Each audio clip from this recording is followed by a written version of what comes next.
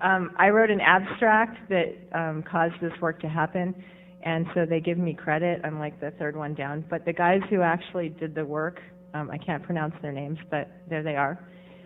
And they're really great. And the really neat thing about writing an abstract and having some grad students think about and try to write some code around what the idea is that they think of things that you wouldn't necessarily have thought of. And some of them are kind of interesting, so I'm pretty excited about that. This work came from some work we did at ARIN. I'm on the advisory council of ARIN, so when the public policy meetings happen and there's consensus in the community, we try to help formalize policy changes and make sure that it represents the consensus of the community. So when we started changing things like from a /19 minimum allocation to a /20, we started thinking, well, gee, what happens to the global routing table? Is there some way to look at it? And so I went around for a lot of time because I have limited programming skills and limited amounts of time and said to people, gee, wouldn't it be great if we knew X, or wouldn't it be great if? And so people like Philip Smith, who does the weekly routing table report thing, has breakdowns by regional registry now. And some of those things answered some of my questions, but my main questions were things like, how do actual allocations affect the routing table? So when a registry hands out a block of address space, how does that affect the table? And so this is more focused on the routing table while looking at address allocations and assignments, as opposed to, you know, how much could we aggregate the routing table based on, you know, AS path lengths or whatever that everybody else talks about. So it has more of a registry focus. And I don't have any idea what my first slide is. Oh, okay. So a little overview. I think you guys are all familiar with most of this stuff. The Internet Registries assign address blocks. And I want to take a minute to explain the difference between assign and allocate. In this talk, we use them interchangeably, but there really is a distinction. When an address registry assigns a block, it's to an end user, and it's not a block to be subdivided and handed out to customers. If it's allocated to an ISP, and then it's sub-assigned to customers. In this talk, we use them interchangeably, but they're always assignments and allocations from a registry, so they're not sub-allocations that an ISP would do to its customers. And we look at also a little bit of the routing table evolution, but again with an allocation and assignment slant. And some conclusions, and I came up with some more in my sleep last night. So again, this is what I just talked about. Some of the policy changes, again, are the change to CIDR, and I have some slides on that are no big surprise.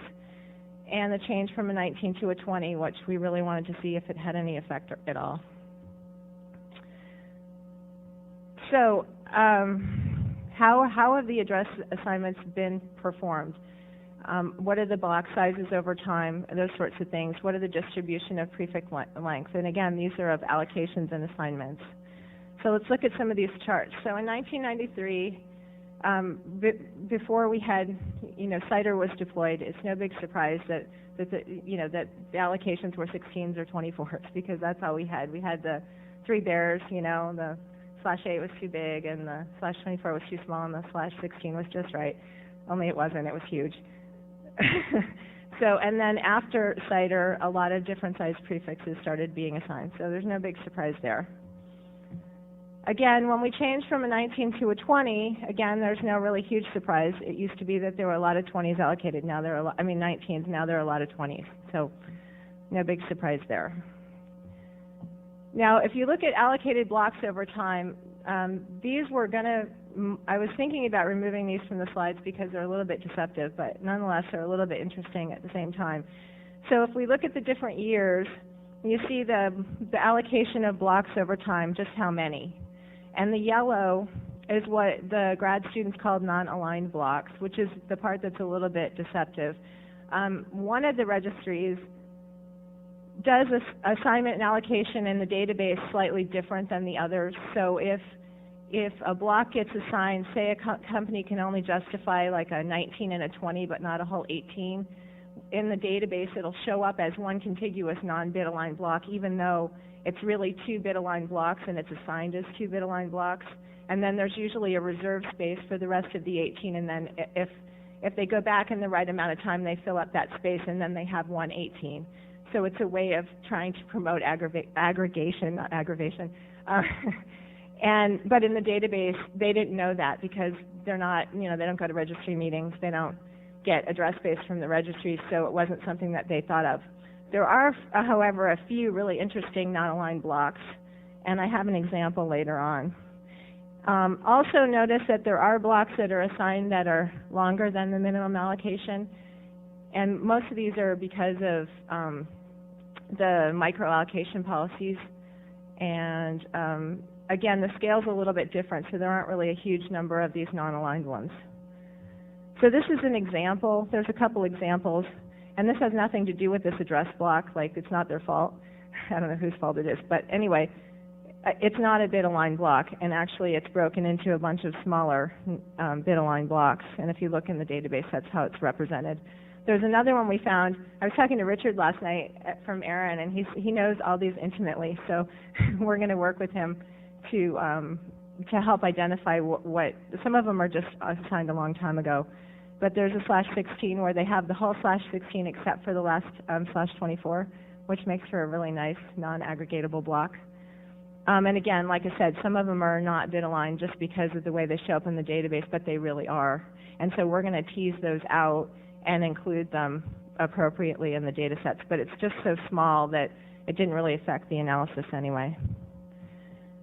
So how do these allocated and assigned blocks appear in the routing table? Do they appear as they're allocated? Are they aggregated? Are they fragmented? I'm going to talk about that some more. How long after they're allocated do they show up in the routing table? Are there some that don't appear at all? We all know there are, but we've quantified that.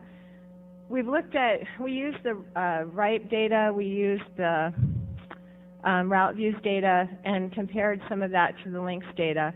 And as you know, there's nowhere that you can look on the internet and get a full picture of what the routing table looks like from every vantage point, but we feel like we've got a pretty good handle on it.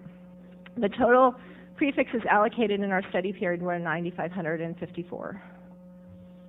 So do all the prefixes appear? This is a month-by-month graph of the number of allocations, and the green are the ones that have never been advertised. So as you can see, over time, there are certainly blocks that don't get advertised.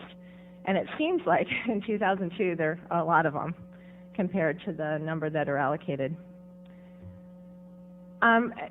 This is one of the interesting things that I don't know if I would have thought of looking at necessarily, but they did, and I think it's kind of cool. So they looked at the difference between the amount of time between when a block gets allocated and it shows up in the database and when it shows up in the routing table.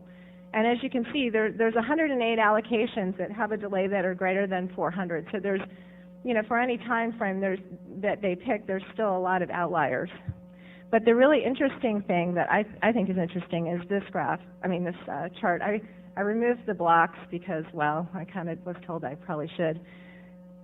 So, because I didn't want this to be an expose or whatever. But there are a bunch of blocks and their allocation date. And notice that there are some from each of the regional registries. LACNIC was too new to really tell.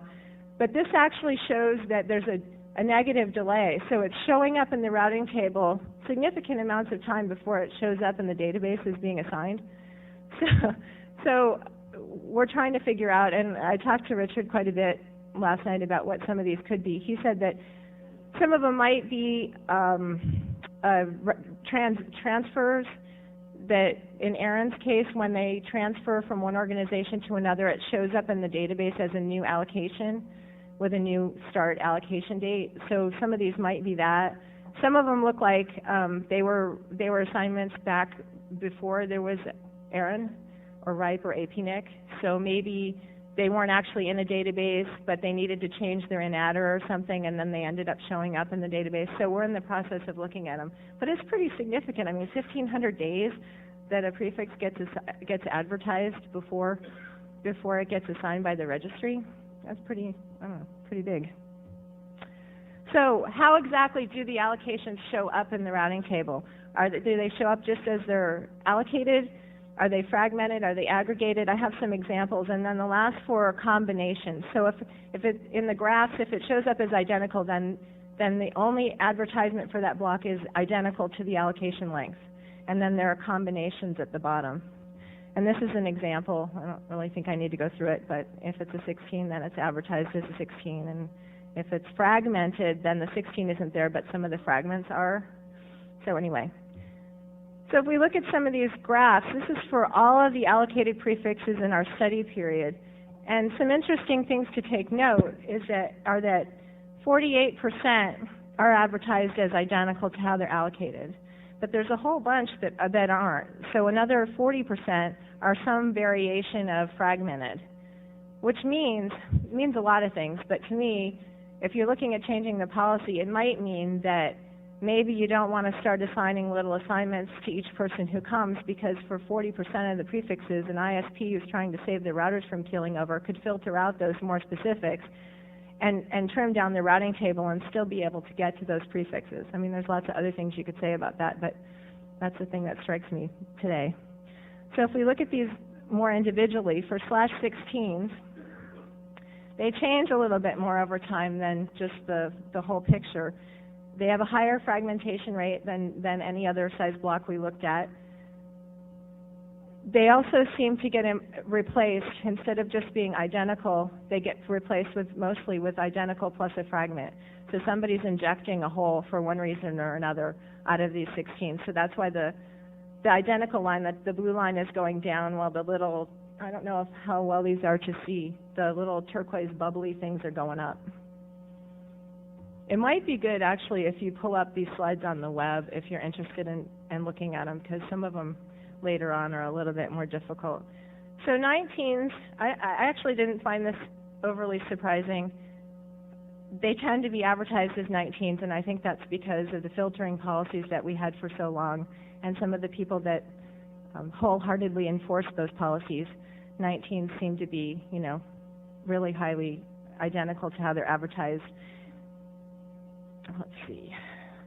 20s are also interesting because 20s tend mostly to be aggregated into 19s. So if you get allocated 20s from the registry, over time you're more likely to aggregate them, and you're more likely to aggregate them into 19s. And again, I think this is an artifact of the policies, the filtering policies that were beaten into our heads for so long. Okay, this graph shows the average number of prefixes, of fragments of allocated prefixes, which kind of hovers around 14. The little blips that are way up near the top around month 30 are because of a deaggregation event of net 63/10. And the rest of them, so over time, it grows a little bit, but it averages around 14. So one of the things that I wanted to know was, everybody talks about how /24s are a big component of the routing table, and I kind of wanted to figure out, are those allocated as /24s? So how many /24s in the routing table are actually allocated as /24s, and how many of them are deaggregations? And we could have done this for any length prefix, but since /24s are the largest component right now, we decided we'd look at those first. So of the length of the allocated blocks is the x-axis, and the little towers are how many are advertised in an aggregate. So like out of 1,008 /18s, 142 are advertised as part of an aggregate. So this kind of gives you an idea of the amount of aggregation that's going on. Let's see. This shows that 10% of the allocated blocks contribute to 70% of the routing prefixes, and 90% of the allocated blocks contribute less than 30% of the routing table prefixes. So, I think that the stuff that was talked about earlier of going out and trying to get people to aggregate, it's a pretty small target, and probably could do a lot of good if you can get to those 10%. So here's some more on the /24s. So before 1993, a lot of /24s were allocated. No big surprise. It was that model where someday we'll be able to aggregate them. So let's give somebody, 30 of them instead of a /16. So and over time, fewer and fewer of them are allocated. So this is just the number allocated per year.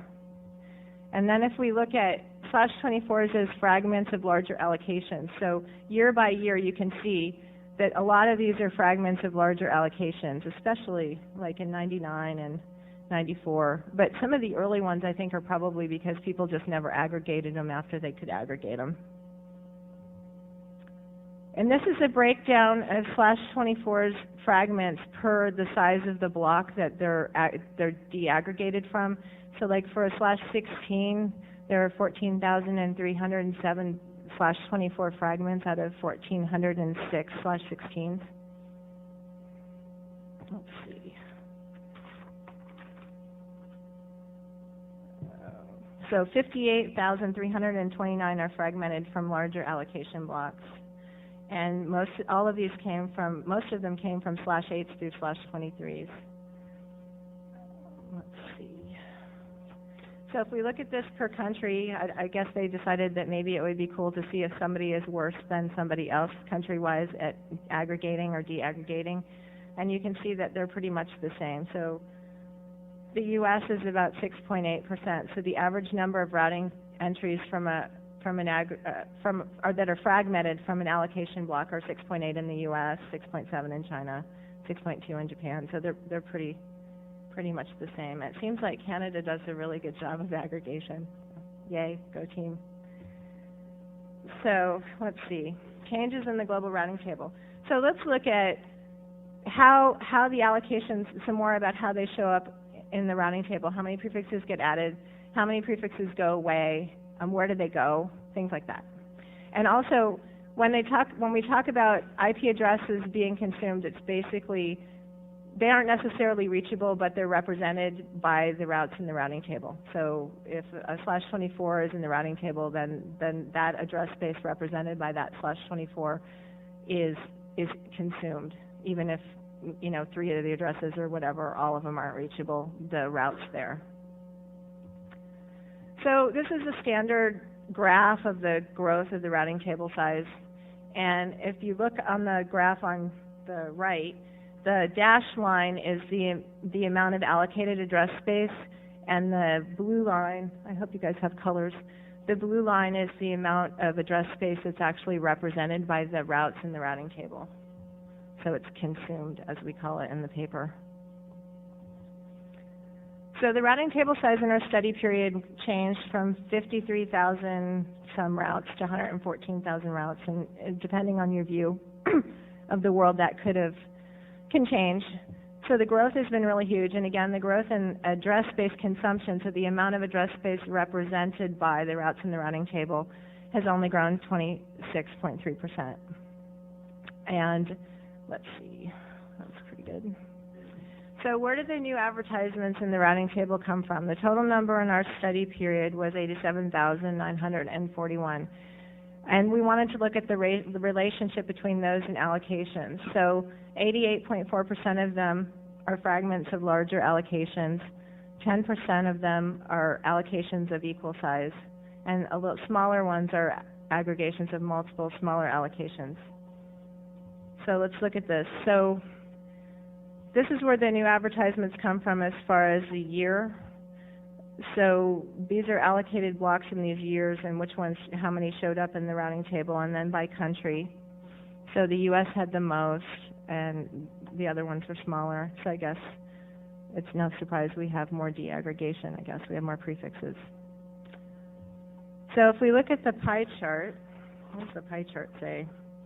The fragmented ones, so when advertisements leave the routing table, some of them get discarded, so they're just not represented by anything. Some of them get aggregated. A lot of them get aggregated, like 77% of them get aggregated into other prefixes. So one prefix may go away, but it gets replaced by another one. And then some of them get further fragmented. So the prefix itself went away, but then there are more fragments sitting there. Let's see. This is going faster than I thought. Okay, so this is a breakdown of the newly announced prefixes by length, prefix length. And there are, like we said before, there are a lot of /24s, but there are a lot of other ones too. And if they're all fragments of larger allocated blocks, then a lot of these little guys get filtered out and you are still reachable. The ones that went away, so there's 30,000 that went away and 80,000 that showed up. 22,000 of them were /24s, so they go away and they come, there are new ones and then there are ones that go away. And the impact on address consumption. So when prefixes go away, there's still the discarded prefix. Let's see here, sorry. So the total number of addresses covered by the prefixes was 2,400,000, and the total number of addresses that drop off was only 131,000. So there's a bunch of them that become unreachable, but there are a lot of them that just get re-represented by other prefixes. So what are our observations? It's no big surprise. Allocations play a dominant role in the routing table size because, you have to advertise your address space to get it reachable. So when we hand out blocks, it's no big surprise that the routing table is going to grow on some level. Hopefully people aggregate better than they, they do it well. The 19 to 20 change, it had an impact, but I'm not really sure that it had an impact that would be any different than if we'd stayed at a 19. Now, that's not to say that we should go, I still don't believe that we should go and give everybody a portable prefix that isn't part of a provider block, even if they punch a hole in that provider block, because it takes away your ability as an ISP to filter it out, but that's my opinion. Also, remember that there's no requirement that an allocation get advertised in a particular way. So, if you go and you get a block from an RIR, there's no requirement that you advertise it aggregated or fragmented, and maybe some guidelines would be good, but I don't think that that's the role of the registries to do that. So what we would like to know is whether this is interesting, what other things you think would be useful. If you have questions or comments, that would be great.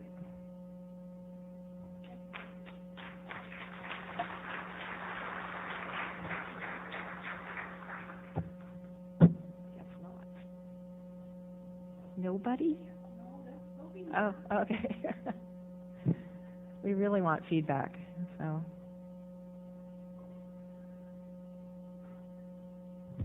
Hi, it's a nice talk. It's Andy August from Renesas. I think that the prefix churn is actually much larger than you see. I mean, we have seen from about, few dozen peers that we have something like 350,000 distinct legal prefixes this year. Many of them appear for a short time or appear only for certain peers, for certain peering routes. So people rearrange and keep rearranging prefixes or leak prefixes at a much higher rate than the semi-static picture of the routing table growth shows. That's just a comment. Okay. Where are you? Like, is there a way that we could connect to something near you and look at that? Yeah, we can talk offline now. Okay, after great. your talk, yeah. Because it all depends on your view of the world. Yeah. So. We are peering with routers in South Africa, Asia, Europe, and the United States. Oh, great. It's Avi. Oh.